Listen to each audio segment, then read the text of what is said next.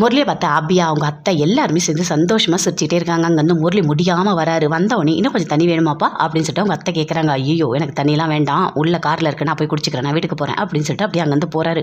பயங்கரமாக சிரிக்கிறாங்க. சிரிச்சுக்கிட்டே சொல்கிறாங்க, இவனுக்கு இதெல்லாம் வேணும் தான், இவன் என்னென்ன பண்ணால் எவ்வளோ கஷ்டப்படுத்தினான், இவனுக்கு இன்னும் தேவை அப்படின்னு சொல்லிட்டு எல்லாருமே சேர்ந்து சிரிச்சுக்கிட்டே இருக்காங்க. அங்கேருந்து முரளி அப்படி திரும்பி திரும்பி பார்த்து போயிட்டே இருக்காரு.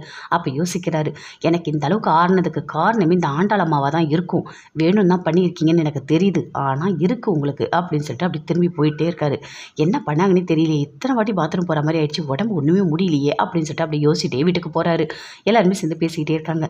அப்போ அபிக்கிட்ட அவங்க அம்மா சொல்கிறாங்க, என்ன தான் இருந்தாலும் மாப்பிள்ளை இல்லாத போது நீங்கள் வந்தது தப்பு தான், அவர் என்ன நினைப்பாரு அப்படின்னு சொல்லிட்டு கேட்குறாங்க. அம்மா என்னம்மா இப்படி பேசிகிட்டு இருக்க, எனக்கு அவரை பார்க்க முடியலம்மா, அவர்கிட்ட பேச முடியல, எனக்கு ஒரு மாதிரி குற்ற உணர்ச்சியாக இருக்குமா, அதனால தான் நான் இங்கே வந்தேன் அப்படின்னு அப்படி சொல்கிறாங்க. என்ன தான் இருந்தாலும் நீ வீட்டுக்காரோட சந்தோஷமாக வந்தால் பரவாயில்ல, ஆனால் தனியாக வந்தால் அவர் ரொம்ப வருத்தப்படுவார். இங்கே பாருங்கள், நீங்கள் வந்துட்டு அவங்க வீட்டுக்கார் வரத்துக்குள்ளே நீங்கள் கூட்டிகிட்டு போய் அப்படியே வீட்டில் விட்டுட்டு வந்துடுங்க அப்படின்னு சொல்லிட்டு அபியோட அம்மா சொல்கிறாங்க. ஏம்மா இப்படி பண்ணுறேன், நான் ஒரு 2 நாள் இருந்துட்டு போகிறேம்மா அப்படின்னு சொல்லிட்டு அப்படி சொல்லிட்டு இருக்காங்க. அதுக்காக சொல்லலை அபி, நடக்கிறத நல்லா புரிஞ்சுக்கோ, அங்கே பெரிய பிரச்சனை நடந்திருக்கு, அவர் மனசு கஷ்டப்படுற மாதிரி நீ எதுவுமே நடந்துக்க கூடாது அப்படின்னு சொல்லிட்டு அவங்க அத்தை சொல்லிகிட்டே இருக்காங்க. அங்கேருந்து போகிறாரு. வீட்டுக்கு போனோன்னே கேட்குறாரு, எங்கள் அபி எங்கே அப்படின்னு சொல்லிட்டு கேட்குறாரு ராகவ். அப்படி பாட்டி பார்க்குறாங்க. இல்லை அதெல்லாம் ஒன்றும் இல்லை, அபி வந்து அவங்க வீட்டுக்கு போயிருக்கா, நான் தான் வந்து முரளி மாப்பிள்ளையை கூட்டிகிட்டு போய் விட சொல்லியிருக்கேன் அப்படின்னு சொல்கிறாங்க. அதை கேட்டவுடனே அப்படி கோவமாக வருது. எதுக்காக அவரை கூட்டிகிட்டு போய் விட சொன்னீங்க அப்படின்னு சொல்லிட்டு ராகவ் கேட்குறாரு. அஞ்சலி அப்படியே பார்த்துட்ருக்காங்க. என்னாச்சு, செக்கப் போயிட்டு வந்தீங்களே, எப்படிக்கா இருக்கீங்க அப்படின்னு சொல்லிட்டு கேட்குறாரு. அதுவா ஒன்றும் இல்லை ராகவ், நான் நல்லா தான் இருக்கேன், ஒன்றும் பிரச்சனை இல்லை அப்படின்னு சொல்லிட்டு இருக்காங்க. சரி நீ என்ன பண்ணுற, போயிட்டு நீ அபியை கூட்டிகிட்டு வா போ அப்படின்னு சொல்கிறாங்க. இல்லை அவள் இப்போ தான் போயிருக்கா, நான் போய் உடனே கூப்பிட்டா அவங்க அம்மா அப்பாலாம் தப்பாக நினச்சிப்பாங்க, வேண்டாம் அப்படின்னு சொல்லிட்டு ராகவ் சொல்கிறாரு. அதுக்காக சொல்லலை ராகவ், அவள் ஒரு நல்ல சூழ்நிலையில் போகல, ஏதோ மனசு கஷ்டத்தோடு போயிருக்கா, அந்த மாதிரி போகக்கூடாது, இல்லை நம்ம வீட்டில் வாழற பொண்ணு அப்படி போனால் அவங்க அம்மா அப்பா எவ்வளோ மனசு கஷ்டப்படுவாங்க அப்படின்னு சொல்லிட்டு பாட்டி சொல்கிறாங்க. அதை கேட்டோன்னே ராகவ் அப்படி நிற்கிறாரு. ஏன் ராகவ் இப்படி பண்ணிகிட்டு இருக்க, நீ பண்ணுறதுலாம் சரியாக இருக்கா, உனக்கு அபியை பிடிக்கவே இல்லையா, நீ அபியை வெறுக்கிறியா அப்படின்னு சொல்லிட்டு அஞ்சலி கேட்குறாங்க. இல்லைக்கா அதெல்லாம் ஒன்றுமே இல்லை, நான் ஹார்ஷாக எதுவுமே பேசவே இல்லைக்கா, அவளை நான் எதுவுமே சொல்லவே இல்லை அப்படின்னு சொல்கிறாரு.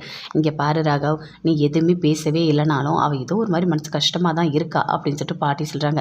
இங்கே பாருங்கள், நீங்கள் 2 பேருமே எந்த தப்பு நடந்தாலும் நீங்கள் எல்லாருமே என்ன தான் கேட்பீங்க, அபியை எதுவுமே கேட்க மாட்டீங்க அப்படின்னு சொல்லிட்டு ராகவ் சொல்கிறாரு. சரி நான் போய் கூட்டிகிட்டு வரேன் அப்படின்னு சொல்லிட்டு ராகவ் அங்கேருந்து போகிறாரு.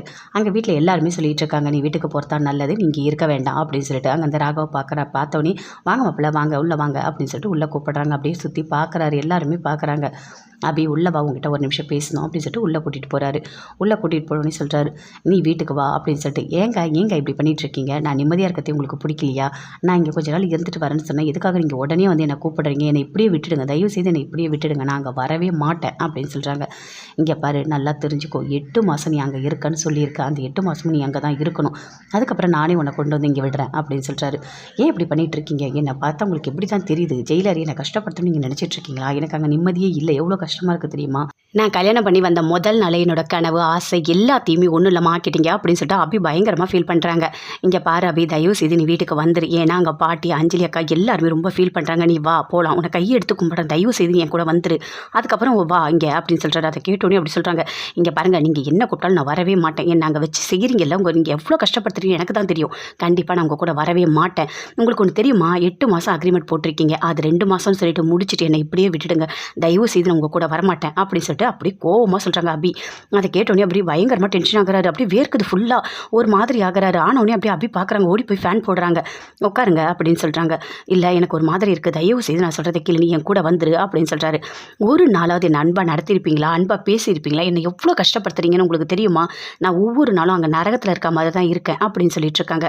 அன்பாக நீங்கள் பேசுனா எனக்கு எவ்வளோ சந்தோஷமாக இருக்கும் அப்படின்னு சொல்லிட்டு அப்படியே பார்க்குறாங்க.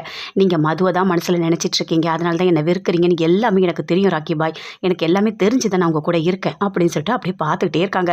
அதுக்குள்ளே அப்படியே கிட்ட வராரு வந்து, அபி நீ தான் அபி, எனக்கு எல்லாமே, நீ இல்லாமல் எனக்கு எதுவுமே கிடையாது, இங்கே பாரு உன் கண்ணை நான் பார்த்துக்கிட்டே இருக்கணும், கூட நான் பேசிக்கிட்டே இருக்கணும், தயவு செய்து என் கூட வந்துரு அபி அப்படின்னு சொல்லிட்டு அப்படியே பாசமாக பேசுகிறாரு. அதை பார்த்தோன்னே அபி அப்படியே பார்த்துக்கிட்டே இருக்காங்க, பயங்கரமாக சந்தோஷத்தோடு இருக்காங்க, அவ்வளோ சந்தோஷமாக பேசுகிறாரு. நீ வந்துரு, உன் பேச்சை கேட்காம என்னால் ஒரு நாள் கூட அந்த வீட்டில் இருக்க முடியாது அப்படின்னு சொல்கிறாரு. அப்படியே அபி வராங்க. சரி நான் உங்கள் கூட வரேன், நீங்கள் டென்ஷன் ஆகாதீங்க, ஒரு மாதிரி இருக்குங்க, தண்ணியை குடிங்க அப்படின்னு சொல்லிட்டு தண்ணியெல்லாம் கொடுக்குறாங்க. பயங்கரமாக அப்படியே ஒரு மாதிரி டென்ஷனாக இருக்காரு. அங்கே வந்து வெளியே 2 பேருமே வராங்க. சொல்கிறாங்க. அப்பா நான் வீட்டுக்கு போயிட்டு வரேன் அப்படின்னு சொல்லிட்டு அபி சொல்கிறாங்க. அதை கேட்டோடனே அவங்க அம்மா அப்பா எல்லாருமே சொல்கிறாங்க, என்ன அபி இருக்கலான்னு வந்தால் இப்போ போகிறேன்னு சொல்கிற அப்படின்னு சொல்லிட்டு. இல்லை அவர் வந்து கூப்பிடுறாரு, நான் அங்கே இருந்தால் நல்லாயிருக்கும், சரி நான் போகிறேன் அப்படின்னு சொல்கிறாங்க. சரி இருந்து சாப்பிட்டு போங்க அப்படின்னு சொல்லிட்டு அவங்க அம்மா அப்பா எல்லாருமே சொல்கிறாங்க. இல்லை இப்போ வேண்டாம், நான் இன்னொரு நாள் வந்து சாப்பிட்றேன் அப்படின்னு சொல்லிட்டு ராகவ் சொல்கிறாரு. அபி 2 பேருமே சேர்ந்து கிளம்பி போகிறாங்க. போகும்போது அபி சொல்கிறாங்க, இங்கே பாருங்கள் என்னை நல்லா பார்த்துக்கிறேன்னு சொல்லி தான் கூட்டிகிட்டு போகிறீங்க, அங்கே போய் என்னை மறுபடியும் ஏதாவது பண்ணீங்க நான் மறுபடியும் இங்கே வந்துடுவேன் அப்படின்னு சொல்கிறாங்க. இல்லை அந்த மாதிரிலாம் நான் உன்னை எதுவுமே பண்ண மாட்டேன், சரியா நீ அங்கேயே இரு, எல்லாருக்குமே அப்போ தான் சந்தோஷமாக இருக்கும் அப்படின்னு சொல்கிறாரு. சரி சொல்கிற பேச்சு நீங்கள் மதிக்கணும், எதுவும் பண்ணக்கூடாது அப்படின்னு அபி சந்தோஷமாக சொல்லிகிட்டே வராங்க. ராகவும் வராரு. வந்துட்டு கண்டிப்பாக 8 மாதம் நம்ம அமைதியாக தான் இருக்கணும், அப்போ தான் அஞ்சலி அக்கா சந்தோஷமாக இருப்பாங்க, அக்காவுக்கு குழந்தை பிறந்த உடனே தான் இருக்குது எல்லாமே அப்படின்னு சொல்லிட்டு அப்படியே ராகவ் நினச்சிக்கிட்டே வராரு. வீட்டுக்கு போகிறாரு முரளி. வீட்டுக்கு போனோடனே சொல்கிறாங்க, அவர் போய் கூட்டிகிட்டு வர போயிருக்காரு அப்படின்னு சொல்லிட்டு. யார் அப்படின்னு சொல்லிட்டு முரளி கேட்குறாரு. ராகவ் தாங்க கூட்டிகிட்டு வர போயிருக்கான் அபியை அப்படின்னு சொல்லிட்டு அஞ்சலி சொல்கிறாங்க. அதை கேட்டோடனே முரளி அப்படியே டென்ஷன் ஆகுறாரு. 2 பேரும் பிரிஞ்சுட்டாங்க, சந்தோஷமாக இருக்கலாம்னு நினச்சா போயிட்டு அபியை நான் விட்டுட்டு வந்தேன், இந்த ராகவை போய் கூப்பிட போயிட்டானோ, ஐயோ கடவுளே வர கோவத்துக்கு என்ன பண்ணுறதே தெரியல அப்படின்னு சொல்லிட்டு பயங்கரமாக டென்ஷன் ஆகுறாரு. ஆமாம் என்னங்க திடீர்னு இப்படி டென்ஷன் ஆகுறீங்க அப்படின்னு சொல்லிட்டு அஞ்சலி சொல்கிறாங்க. அதுவா ஒன்றும் இல்லை அப்படின்னு சொல்லிட்டு அப்படியே போகிறாரு. அப்படியே கோவப்படுறாரு. இவங்க 2 பேரும் மறுபடியும் ஒன்றா சேர்ந்து வாழக்கூடாதே அப்படின்னு சொல்லிட்டு அப்படியே கோவமாக யோசிச்சுட்ருக்காரு. அங்கேருந்து ராகவ் அபியை கூட்டிகிட்டு வராங்க. வந்தவொடனே பாட்டி எல்லாருமே இருக்காங்க. வா அபி வா அப்படின்னு சொல்கிறாங்க. என்ன அம்மா வீட்டுக்கு போகிறேன்னு சொன்னேன், இப்போ வந்துட்டேன் அப்படின்னு சொல்லிட்டு அஞ்சலி கேட்குறாங்க. இல்லை இவர் தான் கூப்பிட்டாரு, அதனால தான் நான் வந்துட்டேன் அப்படின்னு சொல்லிட்டு அபி சொல்கிறாங்க. சரி சந்தோஷமாக இருந்தால் எங்களுக்கு போதும் அப்படின்னு சொல்லிட்டு 2 பேருமே உள்ளே போகிறாங்க. உள்ளே போ அபி அப்படின்னு சொல்லிட்டு உள்ளே போகிறாங்க. உள்ளே போனோடனே அப்படி யோசிக்கிறாங்க, எப்படியாவது அந்த மதுவை பற்றி இன்னும் கொஞ்சம் டீட்டெயில்ஸ் எல்லாமே நம்ம தெரிஞ்சுக்கணும், நம்ம முழுசாக தெரிஞ்சுக்கணும் அப்படின்னு சொல்லிட்டு அந்த டைரி எடுக்கலான்னு சொல்லிட்டு அப்படி ஒளிஞ்சு எடுக்கிறாங்க. எடுத்து படிக்கலான்னு சொல்லிட்டு அப்படி படிக்கிறாங்க. ராகவத்துக்குள்ளே எழுந்துக்கிறாரு. ஐயோ என்ன பண்ணுறதுன்னு சொல்லிட்டு அப்படியே தலகாணி இடத்துல அந்த நோட்டை வைக்கிறாங்க. வச்சுட்டோன்னே அப்படியே உட்காந்துட்டு இருக்காங்க. இப்போ எப்படியாவது தேடுவாரோ, அப்போ டைரியை தேடினா கண்டிப்பாக மாட்டிப்போமே அப்படின்னு சொல்லிட்டு அப்படியே முடிச்சுட்டு அப்படியே உட்காந்துட்ருக்காங்க. ராகவ் வந்து எல்லாத்தையும் எடுத்து வைக்கிறாரு. எடுத்து துணி எல்லாத்தையும் எடுத்து வைக்கும் போது அப்படியே பார்க்குறாரு. கடவுளே டைரியை மட்டும் அவர் தேடிடவே கூடாது, தேடினா அவ்வளோதான், நம்ம மாட்டணும்னா எல்லா கதையும் தெரிஞ்சிடுமே அப்படின்னு சொல்லிட்டு அப்படியே பதட்டமாக பார்த்துக்கிட்டே இருக்காங்க. அமைதியாக உட்காந்துட்ருக்காங்க. அங்கேருந்து ராகவ் எல்லாத்தையும் எடுத்து வச்சுட்டு அப்படியே பார்க்குறாரு சுற்றி. ஐயோ என்ன பார்க்குறாரு, ஒரு வேளை டைரி ஞாபகம் வந்துடுச்சா அப்படின்னு சொல்லிட்டு அப்படியே ரொம்ப பயப்படுறாங்க அபி. கடவுளே கண்டிப்பாக அவருக்கு அந்த ஞாபகம் வந்துடவே கூடாது, டைரியை பற்றி அவர் யோசிக்கவே கூடாது, நான் மாட்டவே கூடாது அப்படின்னு சொல்லிட்டு அப்படியே உட்காந்துட்ருக்காங்க. அப்படியே போகிறாரு.